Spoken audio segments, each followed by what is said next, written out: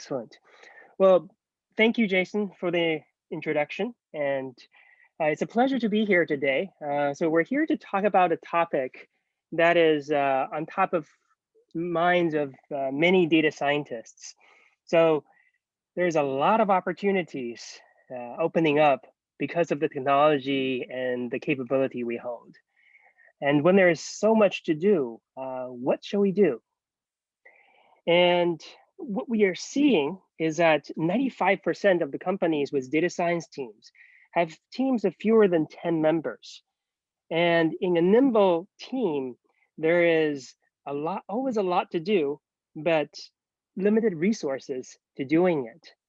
So how do you explore and prioritize all these opportunities? How do you set realistic expectations with your business partners? And how do you lead a team? And how do you delegate your projects if you're a leader, if you're a manager? And how do you ensure that there are sponsors and champions for your projects? These are the things we're going to be talking about in this talk. And as Jason mentioned, I'm giving out two books at the end of the session. And there's a survey that's coming up in the middle. And you're welcome to take the quick survey as the purpose of the survey is for me to quickly understand what are the audience interests for this type of content, as well as further topics that we can talk about in this forum. All right, so with that, let's start to look at what are the main challenges here. So as I mentioned, data science opened up many new opportunities. And with all these opportunities, projects are being proposed and priorities are being set. Now, how are these priorities being set in companies? Well, having worked in private and public companies as executives in the data field, as well as talking to my colleagues across different companies, what I'm seeing are mainly two different types of ways where priorities are being set. Well, one way is where the executives are launching data science initiatives, but often there are nuances in there that it's difficult to completely understand at the executive level. So the efforts are being grossly underestimated. And what happens is that the data science teams are struggling to complete those goals, while there are low-hanging fruit that they notice are left unclaimed and unprioritized. At the same time, there are also other type of prioritizations in data science organizations. Data science teams often can explore some areas and achieve early wins in their project.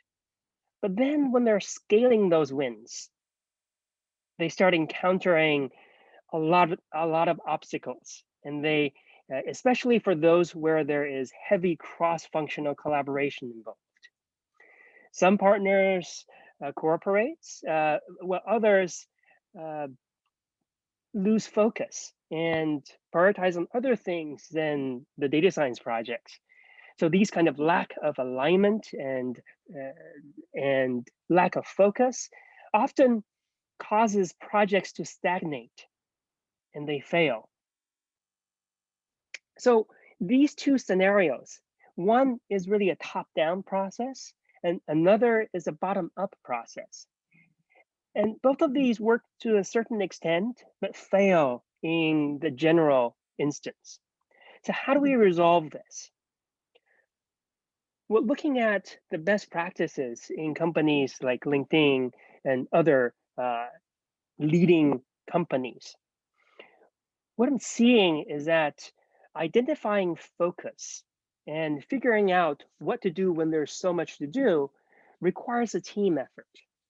And there's a few components. There is 4 components that we're going to be talking about today: the exploring and prioritization process, the setting realistic expectations, delegating effectively, identifying sponsors and champions. These are all things that different people at the individual contributor level, at the tech lead level, at the manager, as well as director level, can contribute to solving this focus challenge. And then we're also going to be talking about the W process to bring it all together, where it is being proposed in leading companies like Airbnb and being used in companies like LinkedIn to really help bring the focus into data science work. So with that, let me give a real quick self intro. So I've been personally mentoring data science leaders in both US and China in public and private companies. I have been building and growing multiple high performing data science teams at Ear and Digital, which where I was a part of the executive team that took it public on the New York Stock Exchange in 2015, as well as expanding and leading data teams as chief data scientist at Acorns and leading the hiring marketplace data science team at LinkedIn, where it's serving a business line with $4 billion a year in revenue. And I mentioned the survey earlier, so there's a 2D barcode that you can scan, or there is a survey link that you can use. I'll also, let me see, where is the chat? Q&A. Bring up the chat window in any way. Huh. Okay, so here it is, chat. I'll also send the link in the chat. It's a quick survey to understand where you are in your career, and also you can share your email if so that it's a way for me to be able to send you the free book once you win. So yes, so well, how to lead in data science. It's an exciting time for data scientists, and what we're doing is we're producing industry-leading data-driven innovations. And at the same time, many data leaders are eager to make great impact, take on more responsibilities, and develop themselves into executive leaders. But the directions and milestones are not so clear for many of us. Some large companies like Google and LinkedIn have these leadership programs that addresses this challenge internally and for some specific stage of the career development process. But what about the rest of us? That's mainly the reason I wrote the book with Yue Kathy Chang. And the goal of the book is to give you a set of references to explore what's required to be able to explore your career development process. It also gives you a window into the concerns of your managers and your managers' managers, so you can better understand where they might be coming from when they give you a mentoring and advice. And please take a look at the survey, and it also includes a set of topics that I could be talking about in future sessions, and love to get your perspective on which one would be more important for you. So back to today's topic about really figuring out what does it take what to do when there's so much to do. And I mentioned that we can be looking at this problem from a variety of perspectives, from the perspective of a data scientist, a tech lead, a manager, or a director. And at each of those levels, there are actually different type of concerns and different type of things you can do. And wherever you are in your career, you can figure out if those are the things that you can potentially do starting tomorrow to be able to help your team be more focused and do the most important things when there's so much to do. So let's first focus on the explore and prioritize part. And we can look at Brian, the senior data scientist. Really, many of us are at this stage or once was at this stage. And for Brian, there's a story behind Brian that we talk about in the book. In fact, we talked about 7 different case studies about individuals in different stages of their career in the book. And for Brian, he's got a a bachelor's degree in statistics, have had some experience interning at internet startups, as well as worked at a consulting company. He also joined this corporation, Z Corp, 2 years ago as a senior data scientist. And he's looking to be promoted to a tech lead, but not quite there yet. So when he brought up the promotion with um, his managers told him that he's doing all right, but needed to deliver more consistently. So what does that mean? How does that look like? Well, it turns out that one of his project business partners, a marketing director, uh, constantly wanted to learn a little bit more about the analysis. So Brian felt compelled to do extra work, which are outside the original project scope. And it turns out that that delayed other projects that he had to hurry along to complete them, and some other projects are delayed. So while he did outstandingly in some projects, he didn't do too well in other projects. That's why there was a consistency issue in his delivery. And for Brian, he feels trapped. So what can he do here? So it turns out that while he's great at framing the problem, he's not comfortable pushing back on request. And he lacks some of the best practices in prioritizing and communicating. So what can he do about it? Well, he can be more personally accountable for the tasks that he's doing.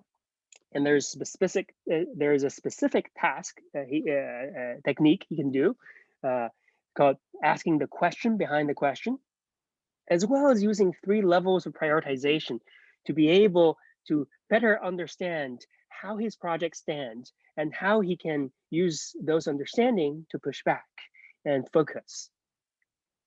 So first, we can talk about the personal accountability, asking the question behind the question. There's actually a good book on this by John G. Miller that was published in 2004 about personal accountability at work and in life. But what it really means is that anytime when you're getting a request, it's not about just responding to the request, but really asking the deeper question about why the request was produced, or why did your business partner ask for those requests in the first place. So there can be a few nuances, right? For example, for the marketing director, we're just talking about, if she wanted to do a personalized email campaign and picking a particular cohort of users to use, you might want to ask, like, what is the intent behind those personalized email campaign?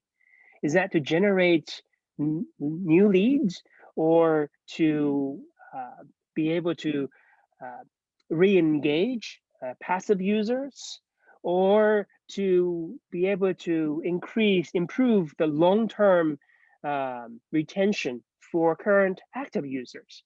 So for each of those different purposes, hence the motivation behind the request or the question, you may be able to propose different things that you would do to be able to help your marketing manager. So this is asking the question behind the question. And then with those knowledge, what you can also do is to help plan and prioritize, to get that focus, to be able to do just the things you need to do. First, you can use this framework called innovate and impact. Well, it's really along 2 axes, right? How innovative the work is and how impactful the work is. And you have the top quadrant right here that's very innovative and very impactful, is where we all want to be. And then you also have the providing proof type of work. Those are sort of the routine projects with good impact, but it's the same old kind of project. And then there is the ivory tower type of exploration, where it's really innovative, but not so impactful from the business perspective, and the routine reporting type of projects. So with all these projects, for the benefit of the business, you should always focus on the right-hand side, the what we all wish we would do and providing proof side. And then only if there's remaining work, and only if you can find a path to justify those business effort or business impact, then do things that originally looked like to be on the left-hand side. Of course, for the reporting piece, for those that are marginally impactful, you should try to automate it or deprecate it. So that's the first level of prioritization. And then there is this more refined level, once you've filtered out some of these projects, to look at the RICE. RICE is an acronym that stands for Reach, Impact, Confident, and Effort. For Reach is how many customers a particular project can touch. Impact is how effective is your business success metric, like lift. Confidence is about whether there is significant risks, either technology risk or scheduling risk or a number of risks that's involved in the project. And effort is how much time and how many people you need to be able to produce this, to produce success for your project. And with these, the purpose of this is to be able for you to assess each project and put them in a scorecard type of table where you can actually compute the return on investment for your project, so you can better communicate with managers and directors and executives about how important those projects are, how impactful those projects are, and how efficient resources can be deployed when you want to focus on those particular projects. Now, for an individual contributor, for a data scientist, while you may not have all the information there, it's your responsibility to collect as much of those information as possible so that your manager and the director can make an informed decision. And with you closest to many of the data, closest to many of the business partner concerns, you have a lot of information that you can produce and provide for management to be able to make these prioritization questions, to answer these prioritization questions more effectively, so that the whole team can do what's most important when there's so much to do. Well, once you do some of these, some really impactful projects sometimes have really bad ROIs, mainly because you're at the very beginning of your maturity stage for the team, and that many components are missing for doing those projects. What you can do is you can apply the third technique to figure out whether some of these really strategic, really important projects are aligned to data strategies. What this can do is it can take some pieces of your project that is really a common piece of effort, like understanding a data source or proving out a particular open source piece of software or tool to use, and amortize that cost across different projects. So you can say, hey, I can analyze how useful this particular data source is for this project, but really that effort can be amortized across 3 different projects. So we can account for the only a third of the effort involved, so that we can have a better ROI for this particular project. With that, you can argue to be able to prioritize many strategic projects or projects you think would be impactful for the company. So those are the 3 techniques that one can apply for a senior data scientist. To summarize, right, there could be many requests from partners for each of the business initiatives. Brian, in this case, needs to prioritize these requests. And there are 3 levels of diligence for first, you need to ask the question behind the question to clarify what the intent is. Then you can use 3 levels of diligence for these data science projects to prioritize. looking at the innovation and impact factors. Refine with RICE, the reach, impact, confidence, and effort aspect of these projects, and collect information in these dimensions. And then also see if any of the components are aligned to data strategies so that their cost can be amortized. All right, with that, let's also talk about setting realistic expectations. By the way, if you have any questions, feel free to ask those in the Q&A, and I'll address those all together at the end of the presentation. You can also set realistic expectations. Let's look at a case with Jennifer, the data science tech lead. Well, this is also one character that we spoke about in the book. And Jennifer has a bachelor's degree, not in data science, but in chemistry, but a master's degree in statistics. She joined the company 6 years ago and promoted twice, got promoted twice in the past 24 months. She started in business intelligence and was one of the founding members of the data science team. She was promoted to a tech lead about 3 months ago, and she's one of the exemplars of someone who is able to be able to stand up to business partner pressures while accomplishing goals and setting realistic expectations. And she's actually doing this while maintaining the relationship with the business partners. So how is she doing that? Well, it turns out that she's able to interpret the 4 levels of expectations for data science project success. And she's able to evaluate these with the business partners. So the business partners are aligned with her by looking at the readiness of the technology, the riskiness of the technology, and how what the receptions of the end customers would be for these type of technologies. So how does this look? Well, let's look at this. This is a bit similar to the autonomous driving type of levels, and it's specifically talking about data science projects. So at level 1, we have the recommendations and ranking. So at this level, you have projects like social media, entertainment, and e-commerce type of applications where you have pretty mature technology that has been developed over the past 15 years. And these kind of projects, they are often low risk and they have huge upside to be able to provide lift to recommendations and personalization.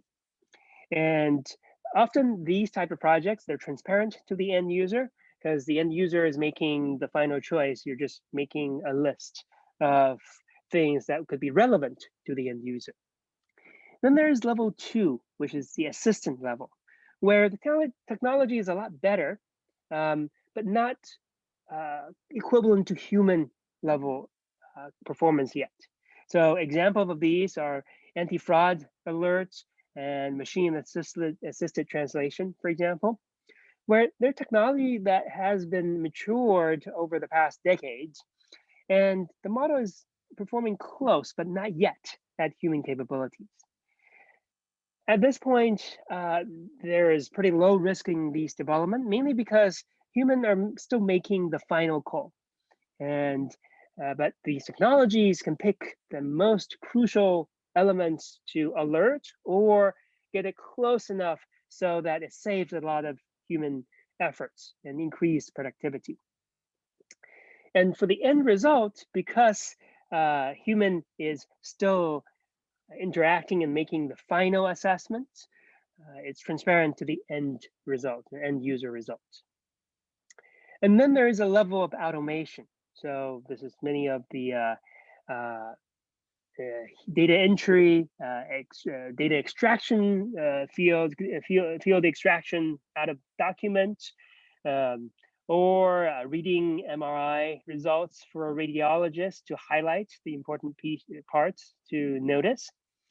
And these are the technologies that has matured over the past year or two that where the model is performing at or sometimes even better than human capabilities. There's some risk with no human in the loop, but the result can be closely monitored and alerted for anomaly. Now, for these type of results, the reception requires end user education, and it takes some more time for these type of results to be accepted. And then there is a level of autonomous agent where computer is really performing independently, like high frequency trading and self-balancing electrical grid. And there's high risk and it needs significant attention and to understand whether the system is performing correctly. And trust has to be built over time so that there is a leap of faith in showing that the algorithm is doing what they're supposed to do. So with these 4 levels of understanding, Jennifer can really help the business partners understand what levels of technology is available so that she can set the right level of expectations for the project she's doing.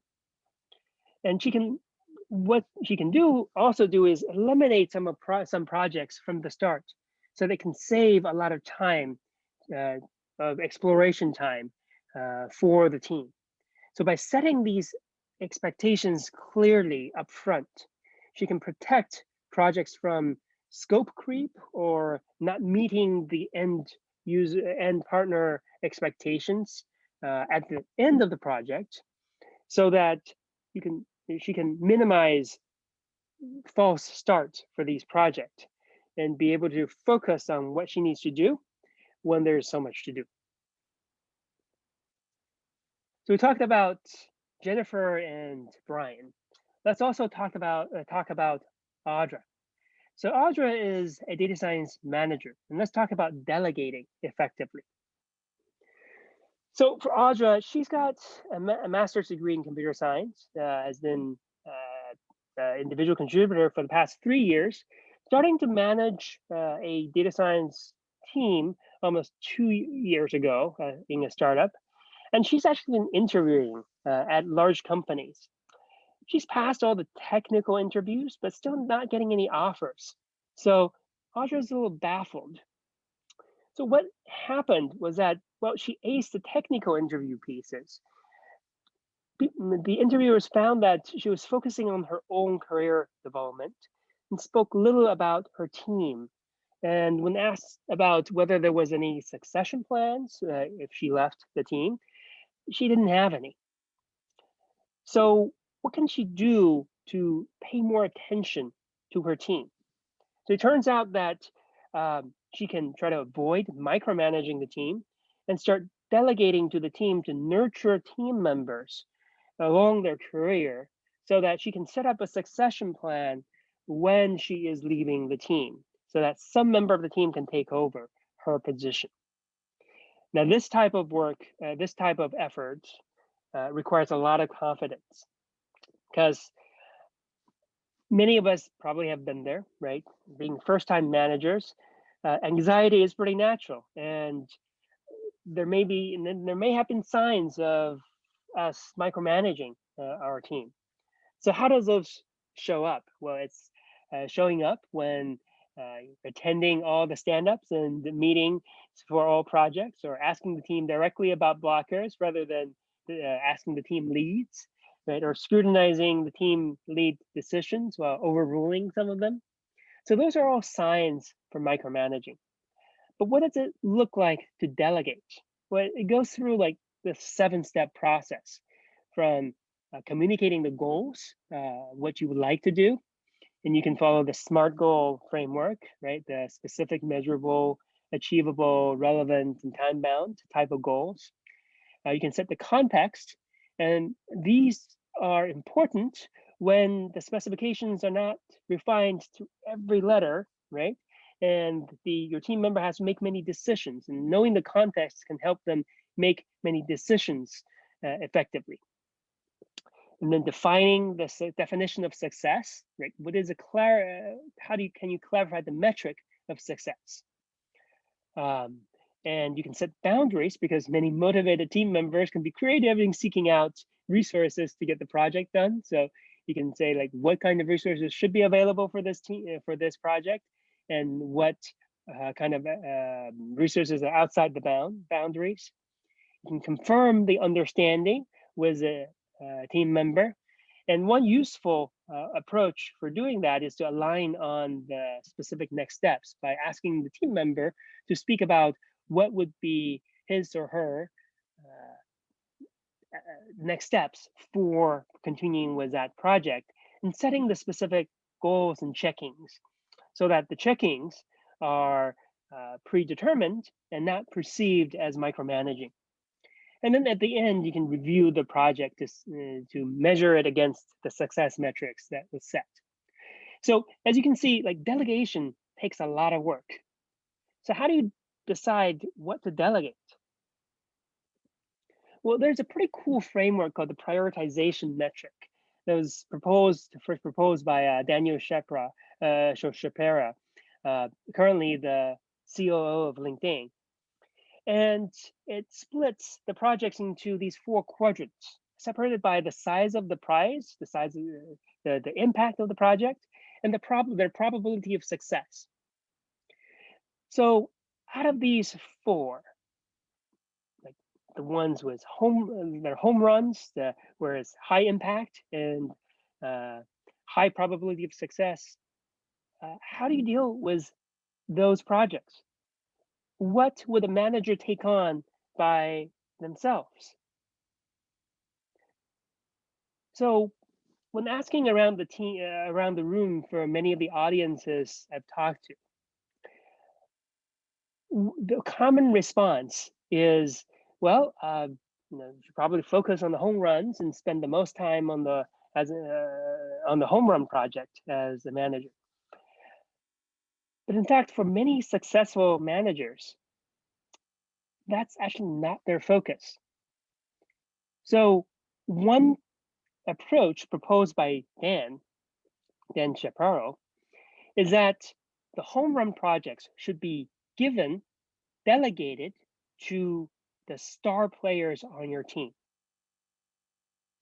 And because they're star players, and because you have trust in them doing those home run projects, you can have minimal oversight and just be barely aware of the progress because you trust them to be able to deliver.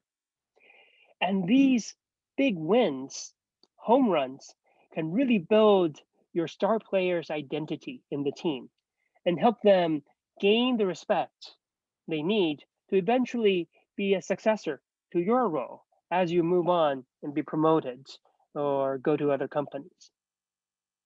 What about for the small wins? Because those also have high probability of success, you can delegate those to your more junior team members. You're doing them a service because you're giving them the high probability of success projects so they have maximum chance to succeed. And you're doing the company success because just in case they fail, it's not a big downside for the company. And you can also keep minimal oversight on those because they have high probability of success. What you can personally focus on is picking one big bet. Those are the projects that has high price, high impact, but low probability of success. And those are the places, or I should say the place with the one big bet you should spend a lot of time on. And make sure that you're not picking too many of them, because when you have too many of them, then because that they have low probability of success, many of them may fail and you may spread your effort too thin. Then we come to the junk ones.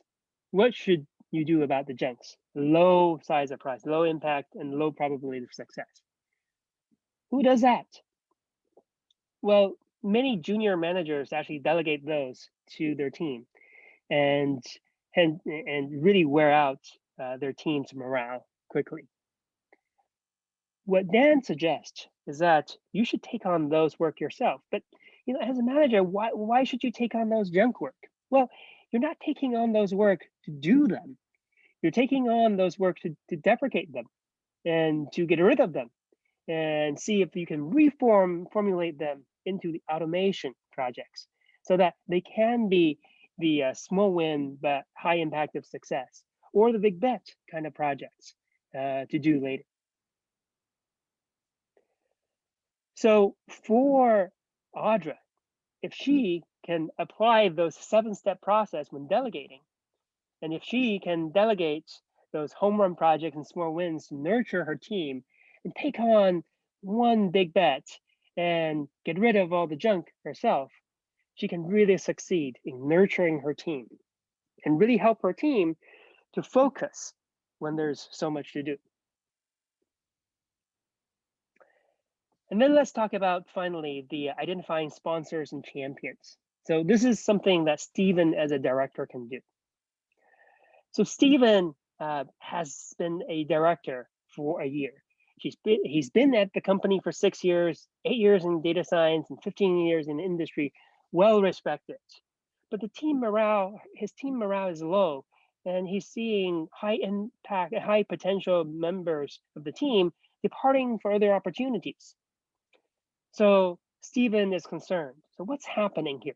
So it turns out that he's got some opportunities to better identify sponsors and champions.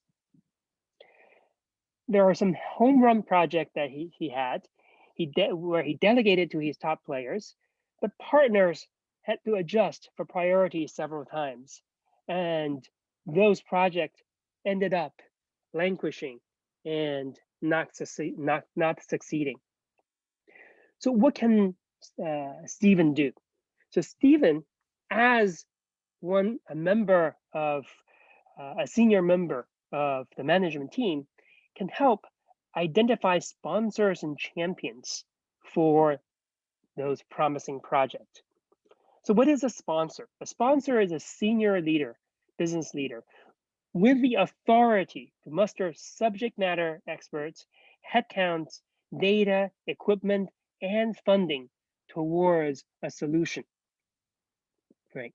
And sponsor can help the team define the objectives and validate the business case in the project charter. They may not be aware of all the technical details, but they will be responsible for evaluating whether the business objective is achieved at the end. For a champion, this is usually a mid to senior level executive who's intimately familiar with a project's technical and business merit, and is also a business beneficiary for a successful project outcome. So when the collaborating project partner team looks to adjust priorities and consider dropping the project, the champion needs to jump out and emerge as a strong advocate for negotiations with this partner team to reprioritize the project so that the project can continue and complete. So Stephen himself is a mid to senior level manager, so he can speak more readily to the strategic importance of these projects. And if there's difficulty in identifying sponsors and champions, or if some of them take on different roles, Stephen needs to jump in and quickly re-identify these project sponsors and champions. So when Stephen can do this, he will be able to get the projects back on track, which will be less work for him to keep an eye on the project and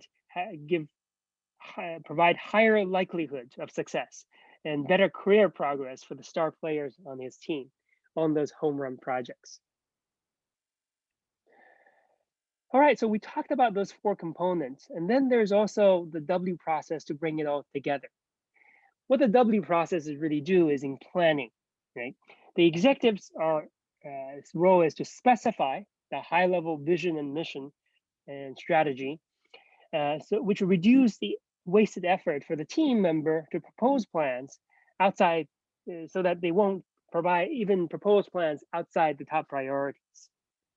And then for the team, they're responsible for proposing plans that aligns with those high level visions and strategies while taking into account what are some of the low hanging fruits that's available with the data and the ongoing project they already have. And then the executives can collect these feedback from the team to integrate and prioritize projects, which makes the plan a coherent strategy. And finally, the team can be given the opportunity to tweak and confirm those buy-ins for the final plan before starting to execute.